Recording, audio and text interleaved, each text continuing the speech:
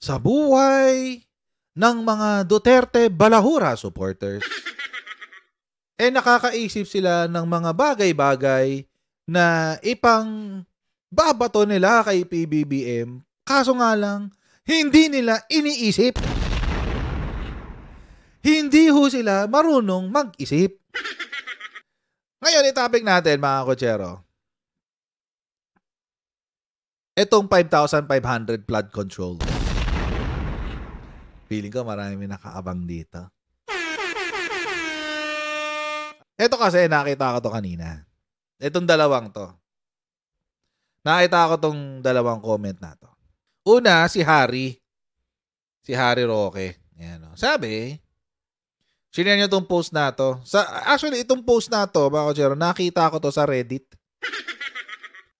Mahigit 5,500 control projects.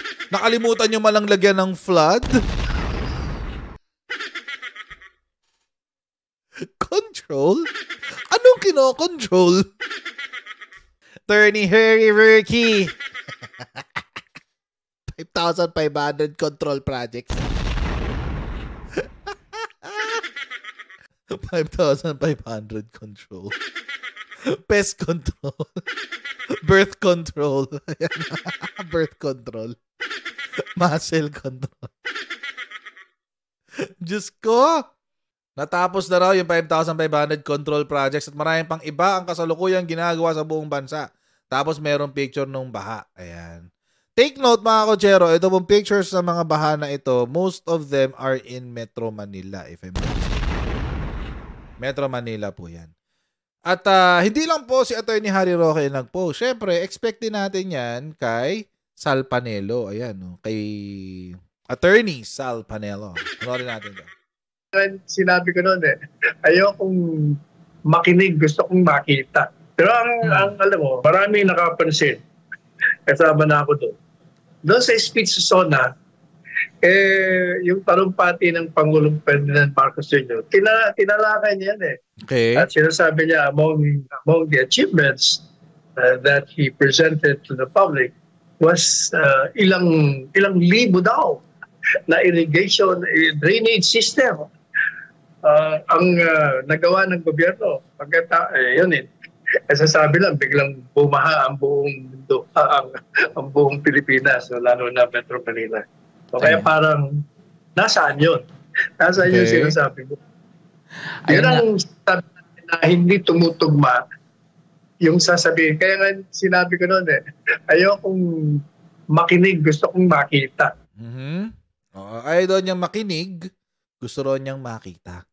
Okay. Kung kayo ay nasa US, UK, Canada, Italy, France, Spain, Ireland, Belgium, may pwede kayo magpadala ng inyong mga remittances sa Pilipinas gamit po ang Sendwave. Ang gagawin nyo lang ay download ng Sendwave app, gumawa kayo ng account, lagay nyo ba ang account details nyo at pwede kayo magpadala sa GCash, Cashpay, kapat iba't ibang mga bangko sa Pilipinas at kapag ginamit nyo pa kayo promo code na Coach Jared, ayan ay makakuha kayo ng karagdagan $20 free credit sa inyo pong unang padala. Kaya gamitin na sa Sendwave for all of your remittance needs. Anyari nga naman sa 5,500 flood projects. Flood control projects rather. Flood control ha, hindi control lang. Flood control, Attorney Harry ha.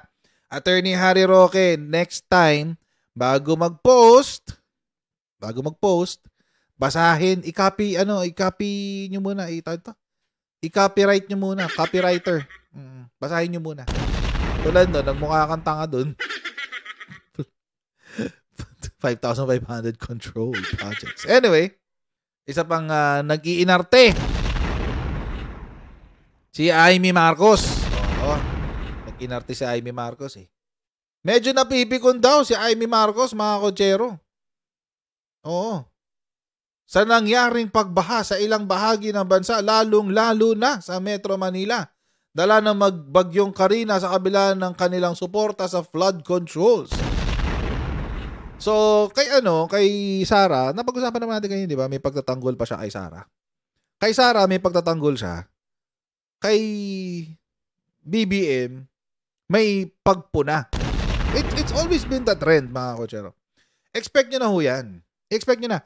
Moving forward, hanggang 2028, si Amy, kukontras lagi siya sa kapatid niya. At lagi siyang kakampi sa mga Duterte. That's it. Wala na tayong i-expect sa kanya. Oo. So, hindi ko alam ba't niya ginagawa yan, pero obviously, mukhang kinain na siya ng sistema ng mga Duterte. Okay lang yun. Hayaan natin siya doon. Walang problema. Kasi mga kotsero, tanong ko din yan kanina, ano nangyari sa flood control? Kasi sinabi nga naman ni PBBM 5,500 flood control programs, flood control projects ang nakumpleto na. Oo. Hinanap ko yung flood control projects na sinasabi ni PBBM. Simple lang naman hanapin yan. Kung gusto nyo, mga kotsero, you can do your own search. Punta kayo sa DPWH website. Hanapin nyo, flood control projects completed. Makikita nyo dyan lahat, mga kotsero. Flood control projects completed, 96. Yan, ang dami pa nga, paulit-ulit. Nakailang post siguro to? 4 na post yan. 20, may date pa yan. 2020, 2020, 2022, 2022. Yan. Nakikita naman natin lahat, di ba? I-post nyo lang yan. Punta lang kayo sa dpwh.gov.ph. Click nyo yung search. Ayan, search. Makikita, type nyo, flood control projects completed. Lalabas lahat yan. So, nag-sampling lang ako. Sampling lang para di ko naman makahanap yung buong 5,500 Pero nag-sampling ako. Siguro, titinignan ko lang, nasaan nga ba yung mga flood control projects na natapos, quote-unquote, natapos na ng Marcos administration. Pangasinan, November 22, 2022. 3 flood control projects ang natapos sa Pangasinan. Marcos na yan, di ba? November 2022, November 22. Marcos na yan. 3 flood control projects completed in Pangasinan. Okay. Next. 2 flood control structures completed in San Leonardo, Nueva Ecija. 2023. 2 flood control structures completed in Abuyog, Leyte. 2024. Flood control project completed in Zamboanga, Sibugay. 2022. 29 million flood control project structure completed in San Juan, La Union. DPWH completes 4 flood control projects in Isabela Province. 2024.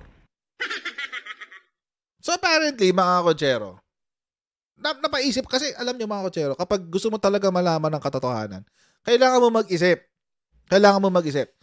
Ngayon, nagtaka ako. Bakit ako nagtaka? Bakit lahat out of Manila? Pangasinan,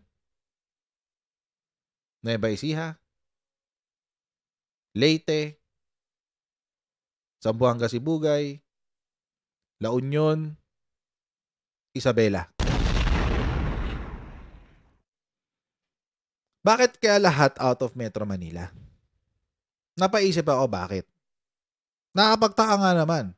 So kung 5,500 ang naipatayo ng DPWH na flood control projects under the Build Better More ni PBBM, bakit out of Metro Manila lahat? The answer, ang kasagutan po mga kotsero, ay nanggaling sa bibig ni DPWH Secretary Bonoan. Nanggaling po yan sa bibig ni DPWH Secretary Bonoan sa interview kanina dito sa The Pailon ngayon. Panoorin po natin ito. Maikli lang naman, 4 minutes. Opo, pero hindi ho ba, sir, napag-usapan na rin natin to na kasama na ito sa master plan, di ba? Na noong pa po ay inihanda as a matter of fact. At hindi po napag-usapan na last year alone, ang ibinigay pong pera para po sa Metro Manila sa flood control projects and program ay 147.5 billion na, hindi pa kasama yung sariling pera ng MMDA dito. Kaya yun po siguro kung hindi ikasasama ng loob ng departamento, yung sinasabi ng tao, ano ba naman ito? Laki na ng perang ibinibigay and then dumaan na yung El Nino para bagang hindi maramdaman na may ginawa ang gobyerno, particularly nga po BPWH and MMDA sa usapin po ng pagbabaha sa Metro Manila. Yeah. Well, again, we can explain it actually. Let me put it in proper perspective that the flood control program of Metro Manila has been transferred. The responsibility has been transferred to MMDA. We are just assisting it. Our concern actually is yung Pasig Marikina River flood control program. This is ongoing actually. Ginagawa. Ano yung sinabi ni Secretary Manuel Bonoan? Ang flood control program ay hindi hinahawakan ng DPWH. Within Manila lang, within Manila. Ang humahawak ng flood control ng Manila ay MMDA. That's very important mamaya. Papatapusin ko lang to. Gawa namin pa rin yung pagkano ng Pasig Marikina River. Marami kaming ginagawa pa dyan hanggang doon sa may Marikina areas pa.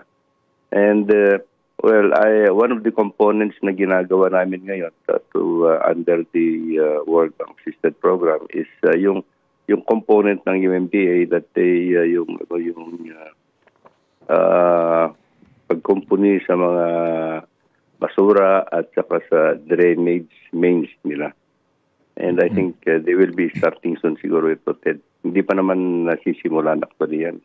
So this is one of the, sa tingin ko, a major component that can help actually ease up yung flooding problems in Metro Manila kung magawa na ng MMDA yung environmental issues nila sa about basura and some of the drainage mains, internal drainage mains nila. So paano yan, sir, ngayon? Sabi nyo, ang lahat po ng flood control projects at programa nasa kamay na ngayon at responsibilidad ng MMDA. Anong papel ng DPWH po?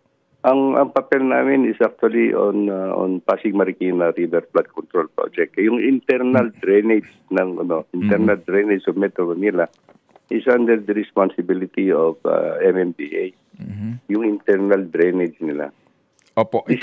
Nakuha na ito, Ted, panahon pa ni yung maong bayani Fernando noong pa. It was transferred to them lock, stock, and barrel actually from DPWH at that time. So, kung ano pong sinasabi itong Pasig Marikina River ang responsibilidad ng DPWH, yan po yung mga dredging and widening, ano po? Yes, yes. Okay. So, lahat ng we're happy actually, Ted, that, yung ginawa ng San Miguel, yung ginawa nila ng dredging and desilting, ginawa nila sa Pasig River over the years. Ginawa ng San Miguel. I think sa akin lang, it helped a lot actually. The only thing na nangyari kasi kahapon is actually nagkaroon tayo ng high tide. Well, hindi ho naman po bihira yung high tide. Ano po? Talagang nangyayari po ito at may schedule nga yan. Pero ang binabanggit, lahat ng outflow papunta ng Metro Manila, papunta ng Manila Bay, lahat ito dapat responsibilidad ng MMDA yung pag-clear niyan. Yes. So, opo. So, dito po sa sinasabi nyo na responsibilidad po ng MMDA, so nangangahulugan po na basically hindi lang yung paglinis ng bara sa estero, kundi yung actual na pag-aayos ng civil works dito kung kinakailangan. Kung kailangan, yes, of course. Yes, sir. Opo. You heard it? MMDA ang may responsibilidad ng pagsasaayos ng flood control ng Metro Manila. Napaka-importanting fact yan. Alam nyo kung bakit? Ito kasi. Dito na mag-iiyakan ng mga DDS. Medyo mahaba lang yung intro ko pero ito yung punto ko dyan. Noong July 3, 2023, this was last year, ang MMDA ay may mga ni-red flag na 33 flood control projects. Bakit? Anong nangyari? Red flag eh.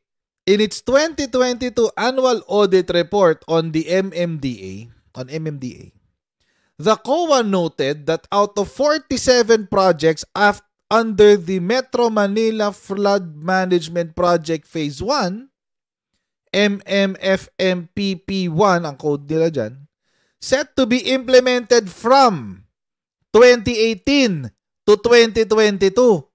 Only 29.79% or 14 projects have been completed as of December 31, 2022, while 33 remain pending. So nagrereklamo kayo sa 5,500 na ginawa ng DPWH na nasa labas ng Metro Manila.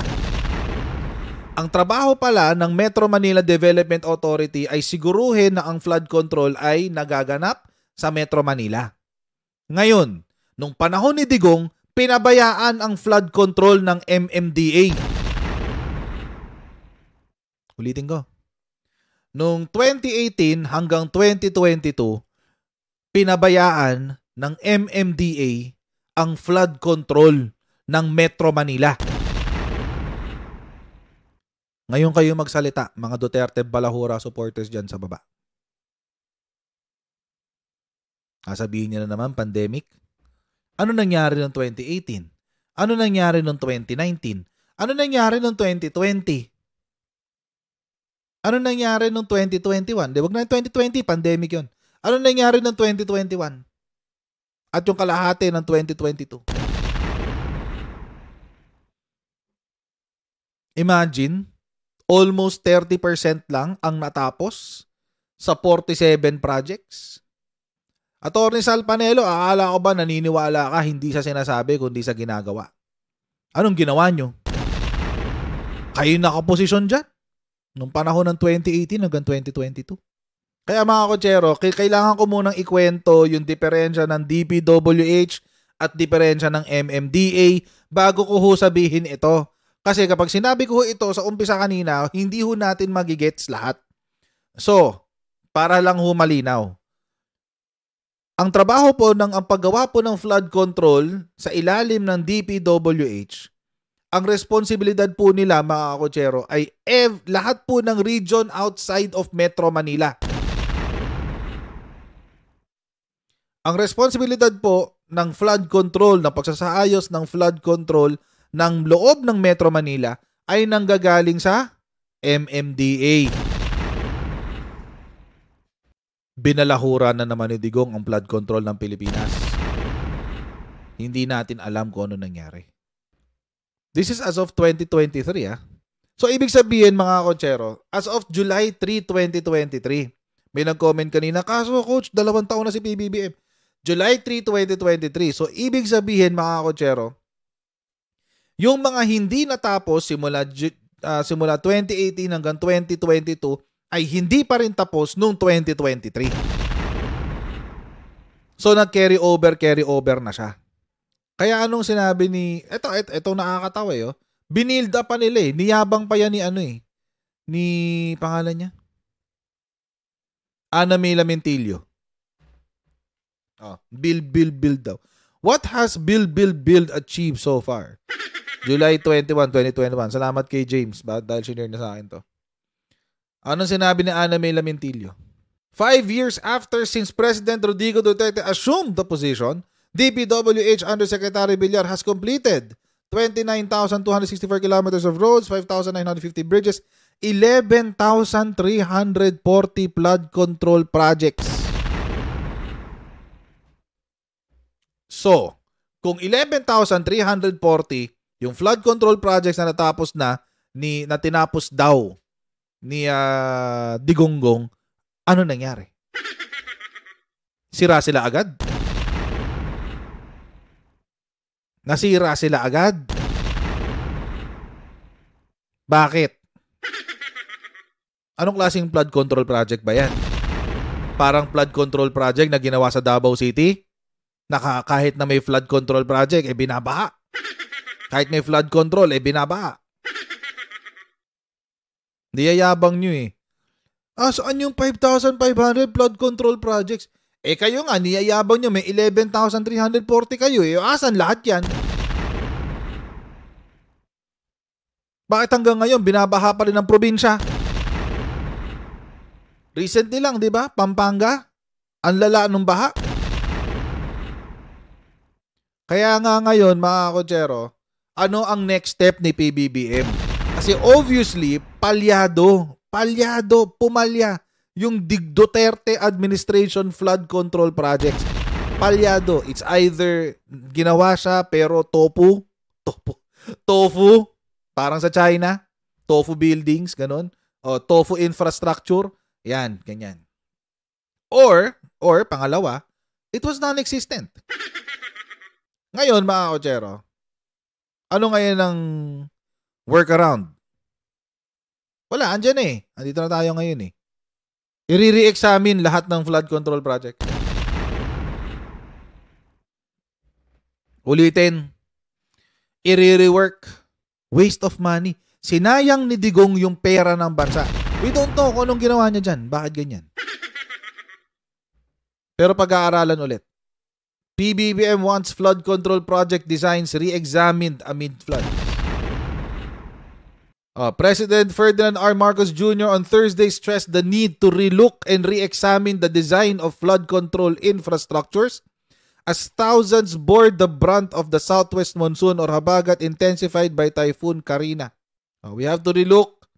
We have to re-examine some of the designs of our flood control projects dahil, for example, the amount of water was not as bad as Ondoy, but the effect was greater than Ondoy. Mas malaki ang baha, mas marami na baha, etc. Nasabi na kanina yan. Pag-aaralan ulit. Maglilinis na naman si PBBM ng kabalbalang pinagagawa ni Digonggong. Parang yung utang ng Pilipinas na 6 trillion na ngayon, nagbabayad si PBBM. Ngayon, yung flood control projects, si Digonggong kailangang i-rework.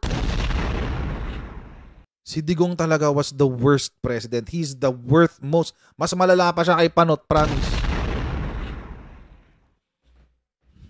Mas malala pa siya kay Panot. Seriously. He has to rework. Kailangan niyang ulitin lahat yan. Bakit? Baka substandard eh. Hindi niya nagawa yung primary purpose niya. Ang primary purpose ng flood control ay i-control ang baha. Yun ang punto niya sa buhay. Yun ang punto sa buhay ng mga flood control projects. Hindi niya nagawa. So, kailangan i-rework. Bakit hindi? Bakit hindi niya nagawa yung trabaho niya? Trying to do now is to assess the situation so that we know what now we need to do, the national government needs to do to provide the proper assistance in a timely manner. Nais ni Pangulong Ferdinand Marcos Jr. na mabusising mabuti ang sitwasyon ng mga binahang lugar sa National Capital Region, Central Luzon at Calabarzon. Sa situation briefing sa Malacanang, ayon sa Pangulo, kailangan malaman ang estado ng bawat lugar at ang kanilang mga pangangailangan upang mas epektibong makaresponde ang national government. We have to be very focused in the use of what we have. So that's what we need to determine. Where are the areas that still are in the rescue phase, na hanggang ngayon nag-rescue pa tayo ng tao? Where are the areas that are now in the relief phase? That doesn't mean, kuminsan sabayan. That doesn't mean that it's not mutually exclusive. You can be in rescue phase and relief phase at the same time. Iniutos naman ni Pangulong Marcos sa Department of Health na magpadala ng medical teams sa mga evacuation center. The next part of this is going to be our healthcare. Kuminsan nakakalimutan yan eh. But those in the evacuated areas will need to, kailangan meron silang clinic sa bawat evacuation center or at least may umiikot na medical team. Kanina, personal na binisita ni Pangulong Marcos ang mga lugar na binaha sa Camanava area. Sakay ng truck, inikot ni PBBM ang ilang lugar sa Valenzuela City, Malabon at Navotas City. Pinangunahan rin niya ang pamimigay ng relief goods. Andito po kami para mag-inspection ng konti, makita kung ano ba talaga ang kalagayan ninyo. Tinignan rin ni Pangulong Marcos ang nasirang navigational gate sa Navotas. Ito ay nasira dahil sa nagpumilit na pumasok ang isang barge. Ayon kay PBBM, dapat muling tignan ang disenyo ng mga flood control. Yeah, no? So we have to relook, we have to re-examine some of the designs of our flood control. Dahil, for example, this was not, the amount of water was not as bad as Ondoy. But the effect was greater than Ondoy. Mas malaki ang baha. Nagpaalala rin si Pangulong Marcos ng tamang pagtatapon ng basura. sana matuto naman ng tao, huwag kayong nagtatapon ng basura dahil yung basura yun ang nagbara doon sa mga pump natin. Kaya hindi kasing effective na pwede. Sa kasalukuyan, lubog pa rin sa baha ang malaking bahagi ng Navotas City. Ilan sa mga residente ay nananatili pa rin sa mga evacuation center. Nel Maribhok, UNTV News and Break. So lahat ng ginawa ni Digong kailangan ulitin. Back job. Back job, mga kotsero. Wala tayong magagawa. It is what it is. Kahit nakakabuisit, wala tayong magagawa. Ano yung mga kapalpakan ni Digong? Unahin na natin sa Pogo.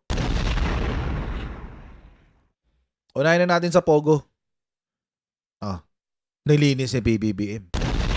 Bawal na ang Pogo ngayon. Ngayon, ito, mga flood control programs. Mga flood control projects. I-rework, pag-aaralan ulit. Bakit? Palyado, hindi na nagawa yung trabaho nila eh. Imagine, from 2018 to 2022, hindi natapos yung mga flood control projects. Mga kotsero, take note. 2023, July 2023, lumabas yung report ng COA tungkol sa MMDA, tungkol dyan sa flood control projects na. Tapos, ano nangyari ngayon? Kailangan ulitin. Kailangan i-rework. Bakit? Palyado si Digong eh. Yung kasi, kultado kasi yung utak kasi ni Digong, kultado ng fentanyl. Kulta sa fentanyl. Yung utak ni Digong, kaya nagkaagay niyan. Brut na nga siya eh. Brut. Ganun eh. Di na makapaglakad na maayos, di makapagsalita na maayos. Wala, brut na lang. Tapos sisisihin nila si PBBM. Dahil dyan. Tanga kayo. Ay hindi. Sabi daw ni Ramon Ang, hindi raw sila tanga, impatient lang. Pwede bang pareho? Tanga and impatient. Sige, sabihin na natin na naghahanap kayo ng 5,500 flood control projects. Oo. Na hindi naman sa Metro Manila kasi DPWH ang gumagawa. Ang Metro Manila, MMDA. Siguro pwede rin nating singilin ang pulong nyo, no? Si Congressman Pulong Duterte. Bakit? Kasi nung January, marami ang na-displace, marami ang namatay sa Davao. Partida Davao lang yun. Displaced and died dahil sa flooding. Na ginastosan ng 51 billion daw. Na hindi natin alam kung nasaan yung 51 billion na yun kasi yung flood control projects, hindi nila ginawa yung trabaho nila. Hindi pa nga 51 billion sa buong Davao hindi. First district lang ng Davao City. Oo. Isang distrito lang ng Davao City. So imagine mga kotsero. Ito lang naiisip ko eh.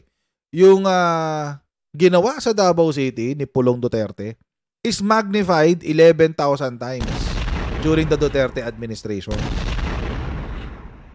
Ganun lang kasimple yun, Warren Evangelista. Sa kotse, pag may back job ka, nakakabwisit, di ba? Tulad ngayon, kanina nagpagawa ako ng telepono sa anak ko. Nagawa yung telepono, tapos biglang pag-uwi ko ng bahay, hindi kasi naka-charge eh. Pag-uwi ko ng bahay, hindi gumagana yung speaker. Walang tunog. Ngayon, ibabalik ko na naman sa gumawa. Back job. Di ba? Ganun din dito.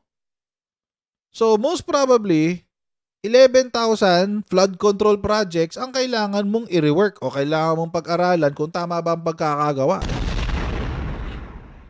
Tapos ngayon, sisisi nyo 5,500 na magkahanap kayo ng 5,500 na flood control. Yung 5,500 pala na yun ay wala sa Maynila. Hindi sa Maynila. Bakit?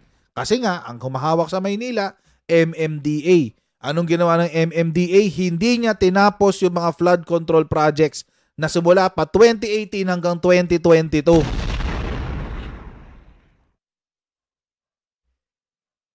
Palyat. Alam nyo, talaga, si Digong talaga, si Duterte was the worst president in the Philippines. In Philippine history, he is the worst president. Mas malala siya kay Cory Aquino. Mas malala siya kay Panot Aquino. Seriously. Hindi ako makapaniwala na nabudol talaga tayo ng wagas. Nabudol tayo ng sobra-sobra ni Digonggong. As in, I mean, hanggang ngayon, pati yung mga supporters niya, budol na budol pa rin. Diba? Anyway, abangan natin ang mga susunod na kabanata, mga kotsero. Abangan natin ang susunod na kabanata. Kasi feeling ko hindi lang ito ang mga kabahuan ni Digong na lalabas. Okay, so mga kotsero, hanggang dito lang po muna tayo for today's video. Maraming po salamat sa inyong patuloy na pagsuporta sa ating channel.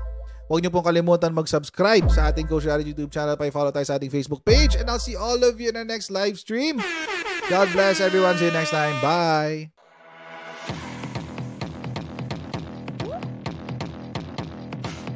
Pag ganun, huwag natin gawing tanga mga Pilipino. Mas maganda kasi nasa lugar ka ng tama kaysa yung pinipilit mo yung pagkakamali.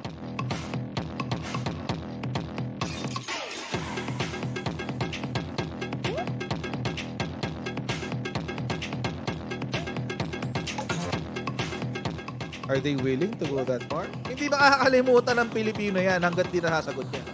Sino ngayon nagsasabi ng totoo?